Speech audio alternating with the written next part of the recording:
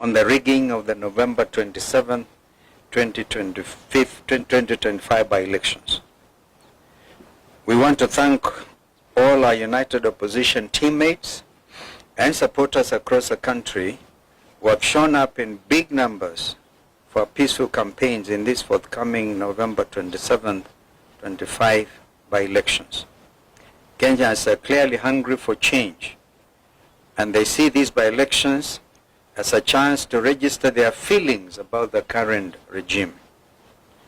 That dissatisfaction is real, and the regime knows it. That is why they are trying every trick to frustrate the people's will ahead of tomorrow's vote. But Kenyans are alert and they are ready. From the mountain to the lake, from the ocean to Kwisha, the message is the same, #Guantam. During these campaigns, we have sadly witnessed a series of desperate and well-coordinated attempts to subvert the will of the people. Number one, the heavy and intimidating deployment of police officers, many of them in plain clothes, accompanied by brutal attacks on opposition leaders and supporters. The intention is clear: to scare voters away from coming out in numbers they intend to tomorrow. We have seen this in Narok Town, in Malava, and in Bere North. Unmarked famous Subaru foresters have been roaming Chicago and Malava not to protect citizens, but to intimidate them. This is unacceptable in a democratic nation. Number two, the shameless bribery and manipulation of voters by senior state officers, including MPs, MCAs, chiefs, PSAs, CSAs, speakers of both houses of parliament, as well as county assemblies, the prime cabinet secretary, the deputy president, and the president himself, all misusing state machinery, including government vehicles, relief food, and non-food items like mattresses and blankets meant for disaster victims. And even letters of appointment to Kenyan embassies issued in public barazas. I think we have all seen this. This is a misuse of public trust and public resources. Call it plainly abuse of office by this current regime. Number three, we have credible information that the serialization of 820 printed ballots, that's very important, 820,000 printed ballots was not done correctly and not properly inspected. This has created a dangerous loophole for ballot stuffing through extra or unaccounted for ballots. We are further aware that 30,000 pre-marked ballots have already been dispatched to the targeted battleground areas of Magarini, Malava, and Bere North through compromised presiding officers. This strikes at the heart of electoral integrity. Fourth, we have seen extended and illegal campaigns conducted by regime agents well beyond the official campaign period, escorted by police officers and accompanied by hired goons. This is a deliberate attempt to tilt the playing field and subvert the will of the people. Number five, violence is being prepared and deployed as a tool to cripple these by-elections. There is a well-coordinated scheme involving sections of the police, hired goons, and compromised IEBC officials. In Valava, for example, hired goons reportedly under the command of Lugari MP Nabi Nabwera are expected to spark violence using pangas and rungus and other crude weapons. They are to be protected by police, including a special team which has already been dispatched from Nairobi, and we're monitoring their movements, the infamous Subaru unit. Once voting is disrupted, compromised IBC ballots, compromised IBC officers and clerks are expected to use that chaos to stuff ballots. We saw this pattern during the Gen Z protests, where police did not stop goons, but actually enabled them. We have again seen police in Narok and Kabuchai captured on camera, moving goons and distributing funds. This is a betrayal of the oath to protect. Finally, ladies and gentlemen, as we stated on November 20th, there is a deliberate plan to misuse mobile phones in polling stations in ways that violate the secrecy of the ballot. The response from IBC has been weak and insufficient, with the junior officer Magarini giving a half-hearted explanation to an issue that demands the full attention of the chairperson and indeed the entire commission. Their silence deepens our concern about the integrity of this institution at this critical moment. The IBC, by failing to address the genuine concerns raised by the opposition and the media, and by neglecting to put in place the necessary remedial measures, continues to cast a long shadow over its own independence. This new commission now stands accused, not by us alone, but by its actions of presiding over a process whose credibility grows more questionable by the day. A democratic, free and fair election cannot be built on silence, on evasion or selective action. It must be anchored on justice. We therefore demand that the IBC rises to the moment and A, confronts and overcomes the challenges facing this by-election. This is the first true test of the new commission. They must either overcome these challenges or be overcome by them, squandering the little trust Kenyans still hold. The commission must assure all Kenyans that it is not entangled with broad-based masters. B, to our supporters across the country, come out in large numbers and vote for all united opposition candidates. Remain peaceful, but also remain vigilant. Document every irregularity and promptly report every form of electoral malpractice witnessed in your constituencies or in your wards. To our agents, you have been prepared for this day. Confirm that all ballot boxes are empty before voting begins. And check even any possibility of open windows where things could have been brought in and sneaked in. Do not abandon your stations until polling is fully concluded.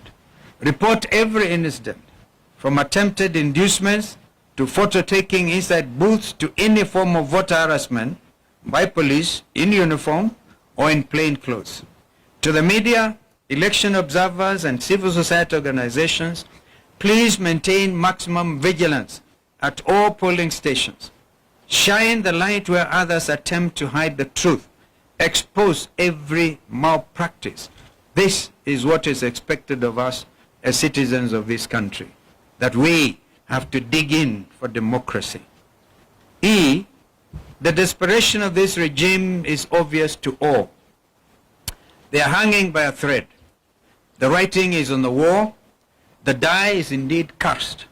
No amount of public money, no deployment of police, bullets or tear gas, and no intimidation of opposition leaders and supporters will succeed in silencing the will of the people. And to the broad-based operators clinging to their last straws, let it be known the people have already spoken. At this defining moment, we urge Kenyans to stand firm, stand peaceful, and stand together. Let us prove once again that no force, however desperate, can overcome a united and a determined people. The will of Kenyans is sacred. It cannot be bought, it cannot be bullied, or indeed it can never be broken. Tomorrow, let us vote with courage, guide the vote with vigilance, and move forward with faith, knowing that the truth may be delayed, but it cannot surely be denied. May God bless Kenya and all of us. My colleagues may want to add, but to do that aspect I talked about, the 820,000 ballots already printed. They were printed out in Greece, and the policy for by-elections has always been you print locally. The Kenya Literature Bureau, for example, has been in that business. And it is also important to know that no certificate, and we want IBC to prove us wrong, no certificate of inspection and receipt has been received. So we are aware that this has been a quiet thing. And as we speak, Mr. Marjan is on the ground in Bere to try to make sure that what is already been planning, as we said the other day when my colleagues were out on the field, last Thursday in particular, we did point out that Marjan is under instructions of the former commissioner, Professor Gule, who is William Ruto's political advisor on matters to do with IBC. So IBC, you are clearly on notice. So please, when the agents are there and the names are read out, I'll give an example. Any vote ya Karish in Bere North, if the clerks read Karish, please agents demand to see the marked ballots. And at the end of it, before the presiding officer presses the send button, please ensure that the numbers that have been now kind of identified and announced, yeah, are also the same figure that will get now transmitted by the send button. We are saying this because we are aware in the case of Mbere North, 15,000 ballots have already been particularly voted. They have already marked them. And so the idea is that they are going to make them, they all be met now at the constituency tallying center. And therefore, because of the lack of serialization, which you have talked about, yeah, anybody can mark and serialize everything. So we are pretty aware, and I must thank Kenyans. Kenyans are very smart. That's why my brother said they cannot be like some of our other neighbors. This is Kenya. Thank you. Thank you very much. It is now very clear to us and to the people of Kenya that IBC is totally compromised, and we are happy that this has been confirmed this early, because had this not been confirmed this early, they could have duped Kenyans that they can supervise and pretend over the general elections. For the first time since the electoral history of Kenya, IBC has confirmed that they will be using uniformed officers and plainclothes officers. Those plainclothes officers is a tool for ballot stuffing. IBC has given ballot papers to government agencies that have been pre-marked, and the officers in civilian, their work is to figure out how to get the pre-marked ballots into the ballot box. In Bere, for example, Bere North, 15,000 pre-marked ballots are being distributed now in a hotel 2 kilometers from Ebu town, where Kindiki is supervising. And these officers have been instructed to go to the polling stations, some pretending to be agents, others to be observers, others to be keeping security. The plan in Bere North is that 1,500 gangsters from Kayole and Gekambura in Kikuyu are in Bere. And their mission is to create chaos outside the polling stations so that the police officers inside can create more chaos, pretending to be agents. And in that situation of chaos, the pre-marked ballots will be put into the ballot boxes. Thereafter, the police will arrive and keep peace, and things will go back to normal, and then the voting will continue. By that time, the pre-marked ballot papers will have been in the ballot box already. We are therefore saying, and the CEO of IBC, Marjan, is in Bere North himself overseeing that exercise. Let me ask government not to provoke the people of Bere North and the people of Kenya. Those people will not accept that situation. And I can tell you they are aware, and they are waiting. And I think for IBC, they have lost an opportunity to work on some credibility where Kenyans can believe that they can be trusted to oversee the general election. So let me ask the people of Ballot North to be vigilant, to go and vote, and hang around. And when there is a signal that the goons and the police have brought chaos, they too must come and protect their vote, because it's their right and it cannot be taken away from them. In Narok town, the governor has mobilized goons with the help of the Murang'a women rep and Betty Minor, again from Kikuyu, from Kayole, to go and intimidate members of the Kikuyu community in Narok town because they are perceived to be against government, and to make sure they do not vote. I was there on Monday. There was a lot of violence by goons under police supervision in broad daylight. And I want to ask the members of the Kikuyu community not to fear to go and vote, because they are Kenyans and they have a right to live anywhere in this country, and they have a right to vote for whoever they want to vote for. Our party has organized adequate security to escort them to go and vote, and they should do so without fear, because if they buy fear, this will set the stage for the rigging of the 2027 general election. So let us say that if William Ruto and IBC think they will rig the 2027 general election, they will be in for a rude shock. Admittedly, I think the by-elections are a trial run on how they can rig the 2027 general election. For us, it's also very good, so that we see how they do it, so that we learn and we prepare. But I can tell you with certainty, the people of Kenya will not be intimidated to elect people they don't want. And Kenya is not Tanzania. This is a totally different country with a very resilient population who don't buy fear and who are not easily intimidated. In Ballot North, William Ruto has spent over 700 million shillings trying to bribe voters. And on the eve of the closure of the campaign period, the people of that area are through with that money. They want to go and vote their men, and that is why now they want to stuff the ballots. And it will not work, and it will not happen. And it is wrong for government officers sitting somewhere in a hotel outside Embu to think that they can go and stuff ballots into ballot boxes where the people live. It is very difficult. It's not easy. So we want to ask IBC not to allow officers into polling stations.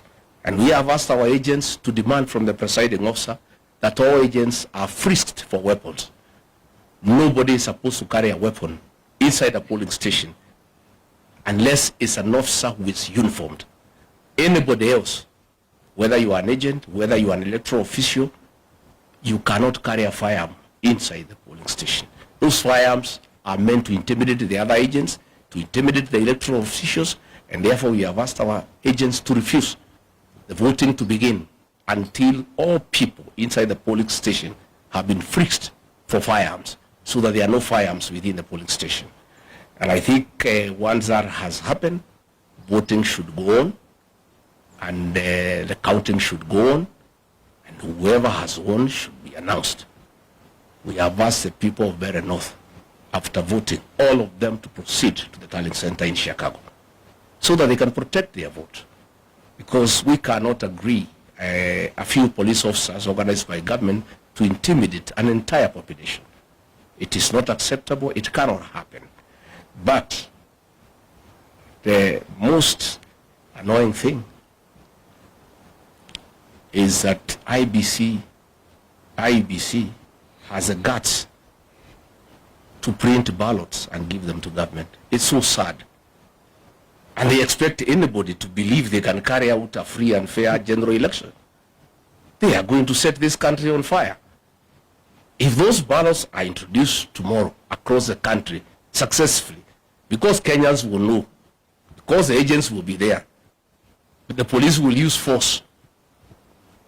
Those activities will be recorded, and it comes to the attention of the people of Kenya that IBC with the government want to introduce ballot papers that are pre-marked.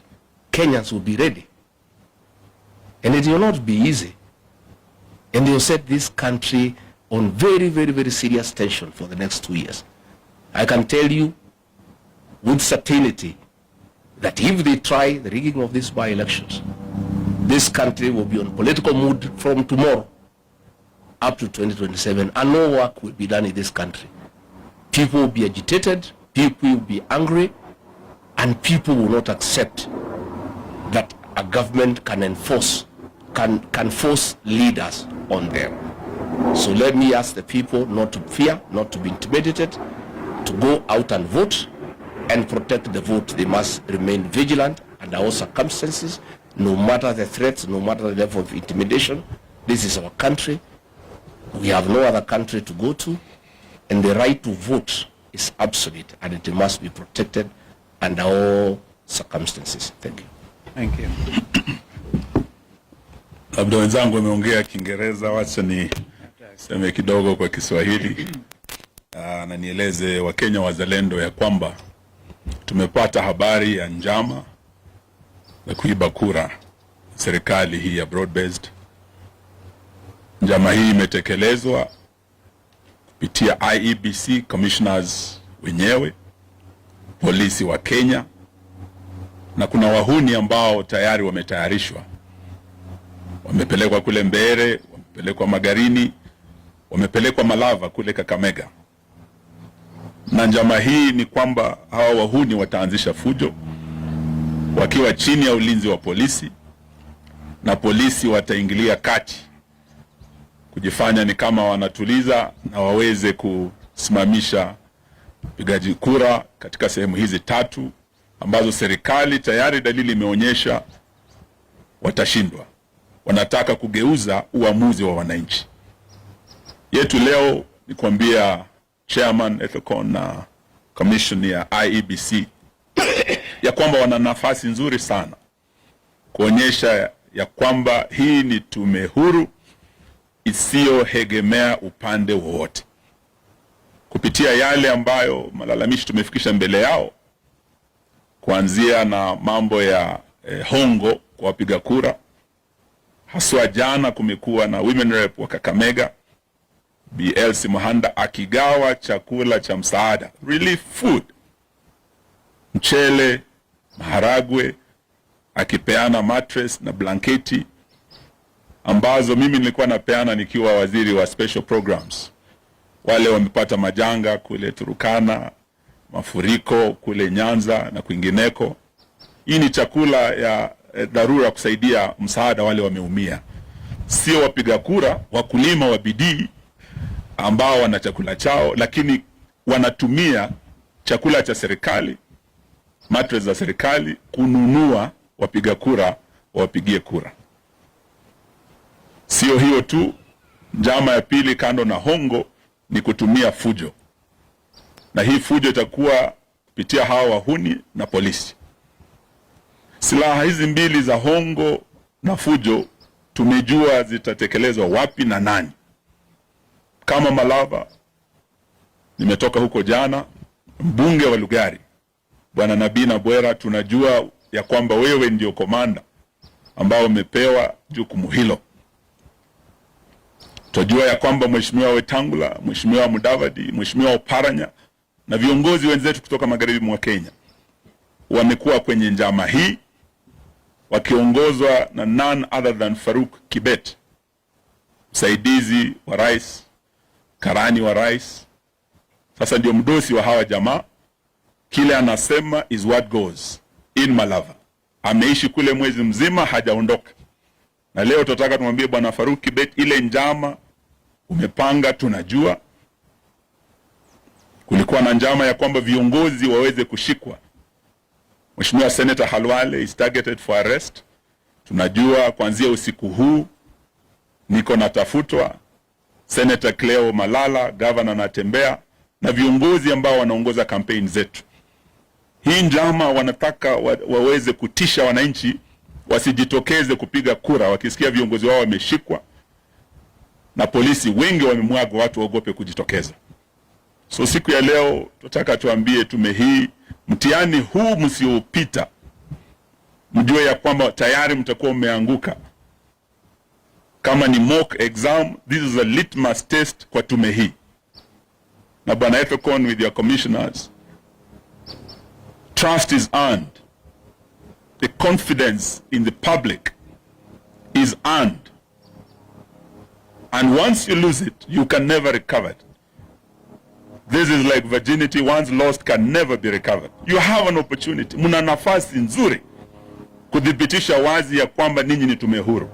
But beginning tonight, going into tomorrow, mjue ya kwamba kama viongozi wa upinzani twajua zile njama mumepanga na mtahusika.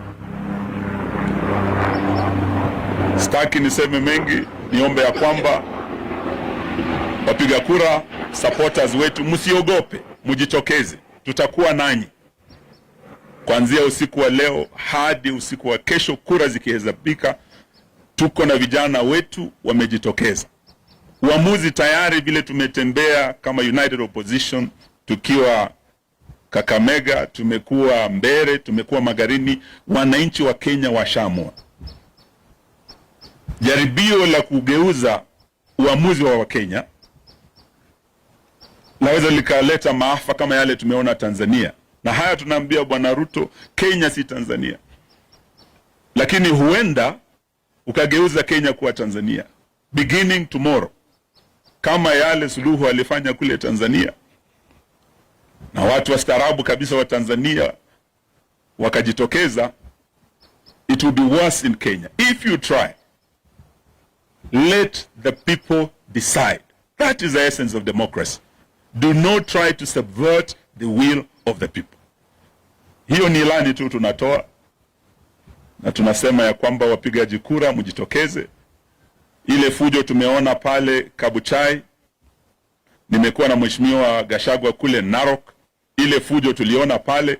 It is very clear that this commission has been compromised, but you have 24 hours to prove yourselves. Asanteni sana. That's 1 minute. Yeah, sure. I forgot one thing. We have credible information as part of the strategy in case they don't succeed during the day to introduce the pre-marked ballots. The officers in civilian will cause chaos at 5 to delay the counting until nightfall. And once it's dark, the PS for Energy, Alex Wachira, has confirmed to everybody that there will be power blackout in all these areas, so that it creates the best environment for chaos and for getting the pre-marked ballots into the ballot box. We want the CS Energy or PUADI to confirm to the people of Kenya, because it's important, that there will be no power blackout in those areas where there are by-elections.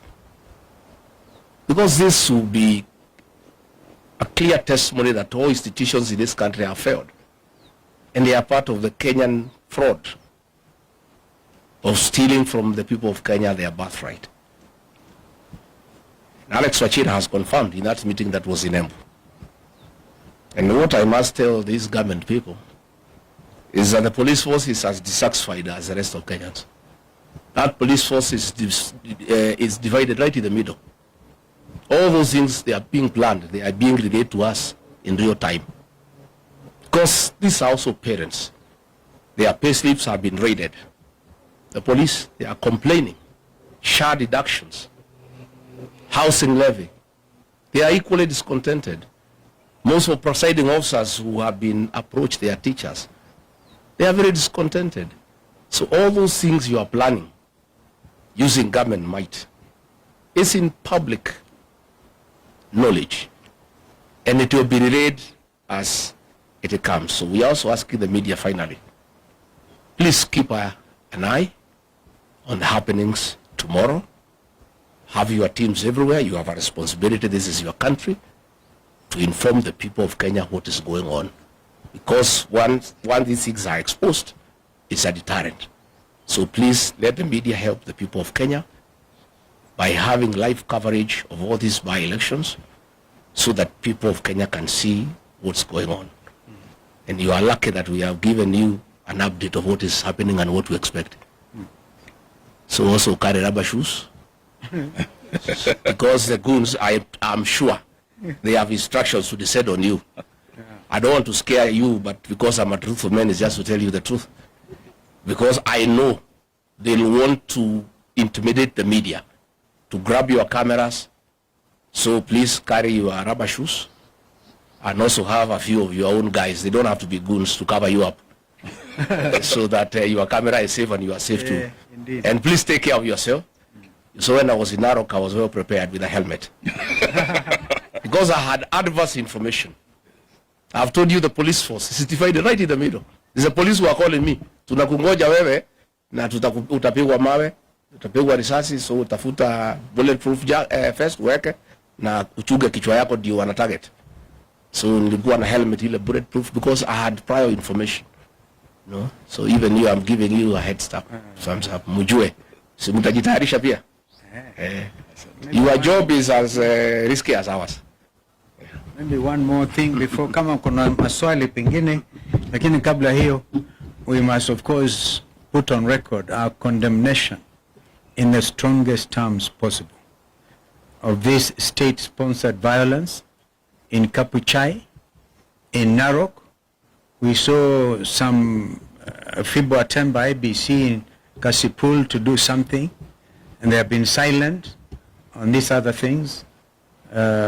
A real time attempt, and by the way, these were scheduled political rally campaigns within the framework, and you can imagine what would have happened to Governor Natembeya out there. And by the way, he was supposed to have been around as well, but I think his party leader has spoken. Why would Murkomen want to issue a statement kusema they have withdrawn the security of leaders at this time? Ati wanachunguza. Sasa wanachunguza what is pretty obvious, that the opposition rally in Kapuchai, and of course under the arrangements of Mheshimiwa Kalasinga, whose home was raided. We have not heard of arrests of those people who went actually kwa Mheshimiwa na kuharibu kila kitu. Hatujasikia kwamba wameshikwa. What are they trying to do by saying they're investigating? We have not heard one thing by APOA, by the way, Independent Police Oversight Authority.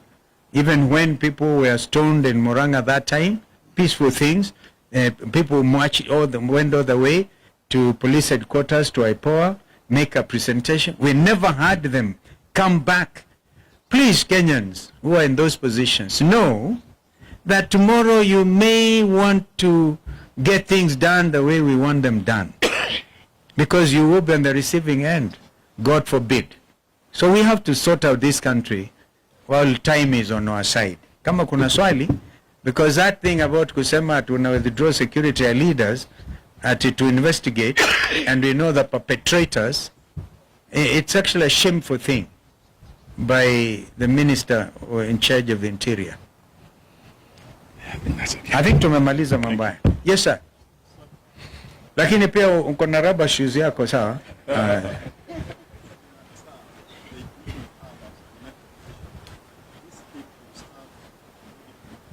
Yeah. We think it can, by the way, we have flagged out those places. But nothing, you remember I talked about 820,000 printed ballots. All right? And each of them is supposed to have a serial number. I wanted to look at that statement. Si ndio nakwambia, ndio najaribu kukujibu. Kwamba angalia hiyo statement tena. That there is no serialization of those ballots. Wanaanza, we have got this from real time, by the way, on people who are everywhere. Some in Kasipul. All right? that inarukwa serial number, therefore giving, I think those are the numbers zile zimerukwa ndizo wanataka kutumia waweke ballot stuffing, alafu waonyeshe ndizo hizo. Kama wanavyosema ndugu Rigiji kwamba ikifika saa 11 usiku, saa 1 jioni wanazima mataa na kuintroduce those ballots. That's why we are saying the agents for United Opposition wawe macho from 5 o'clock in the morning to make sure the ballot papers are completely empty, to make sure hakuna mtu anaingia pale mwenye silaha, to make sure hakuna mtu agent waangalie kama kuna watu wanaenda kupiga picha kwa secret, to avoid the secrecy of the ballot. Waangalie hiyo yote, wawe macho na wasilale kwa kituo mpaka mambo yajulikane. So that's including what I said. That's absolutely vital, because if the presiding officers under instructions of Marjan are able to press the send button to the constituency tallying center, kwa mfano, or to the ward tallying center, what that will mean is that number may be different from ile imehesabiwa 1 2 3 4. Karisa amepata hii. What is your name, sir? Koenga naye amepata hizi. Sasa inaenda kitu tofauti. So the whole thing is the agents, and we have told our agents to be thorough. Lazima tukomeshe wizi wa kura Kenya hii. I think for Kapchai, and we are talking about Kisa East, the main target is actually Malava and Western. Yeah. What we do know, the way Rigiji has said, 15,000 pre-marked are headed to Bere North. For Malava, we have 10,000. We are aware they have sent 10,000 pre-marked ballots to Malava. And there are specific areas where tonight they are being dispatched. And once they start the violence, the police come in, there's disruption.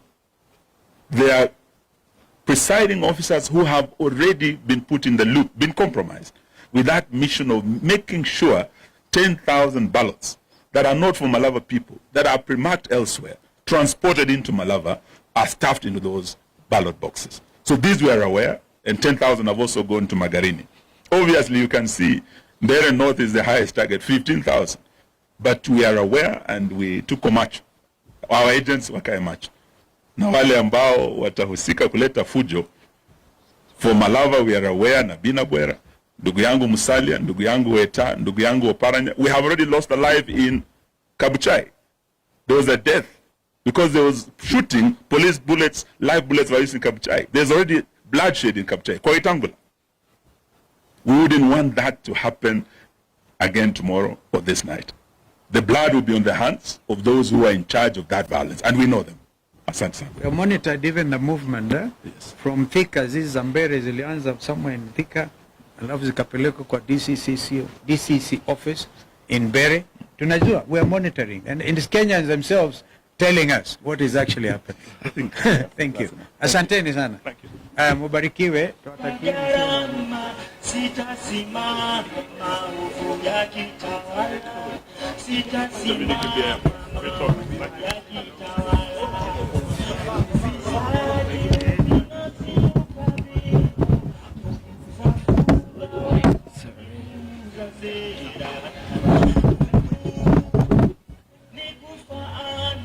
Sitasimama maovu ya kitawala.